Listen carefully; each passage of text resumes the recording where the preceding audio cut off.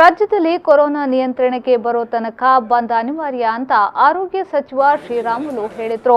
ಮಂಗಳೂರಿನ Wenlock ಜಿಲ್ಲಾಸ್ಪತ್ರೆಯಲ್ಲಿ isolation ವಾರ್ಡ್ಗೆ ಸಚಿವರು ಹಿರಿಯ ಅಧಿಕಾರಿಗಳೊಂದಿಗೆ ಭೇಟಿ ನೀಡಿದ್ರು. ತದಬಳಿಕ ಮಾತನಾಡಿದ ಅವರು, 1 ವಾರಗಳ ಕಾಲ ಬಂದ್ ಅನಿವಾರ್ಯವಾಗಿದೆ. ಬಂದ್ನಿಂದಾಗಿ ನಿಯಂತ್ರಣಕ್ಕೆ ಬರುತ್ತಿದೆ.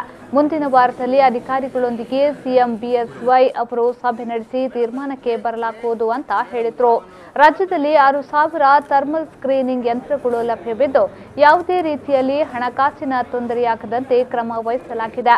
ಸರ್ಕಾರ ಹೊರಡಿಸಿರುವ ಸೂಚನೆಗಳನ್ನು ಪಾಲಿಸುವ ಕೆಲಸ ಆಗಬೇಕು. ಸೋಂಕು ಬರದಂತೆ ತಡೆಯಲು ಸ್ವಚ್ಛತೆಯನ್ನ ಕಾಪಾಡಿಕೊಳ್ಳುವುದು ಅತಿ ಮುಖ್ಯ ಎಂದು ಅವರು ಜನರಿಗೆ ಸಲಹೆಯನ್ನ ನೀಡಿದರು. 2 ವಾರದ ತನಕ ಮತ್ತೆ ಇನ್ನೊಂದು ಮೀಟಿಂಗ್ ಕೂಡ ಮಾಡಬೇಕಾಗಿದೆ.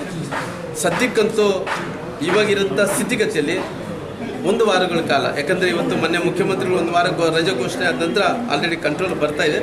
ಮತ್ತೆ ಮುಖ್ಯಮಂತ್ರಿಗಳು ಇನ್ನೊಂದು ಮೀಟಿಂಗನ್ನು ಕರೆದು ಒಂದು ಅಗತ್ಯವಾದಂಥ ತೀರ್ಮಾನವನ್ನು ತಗೊಂತಾರೆ.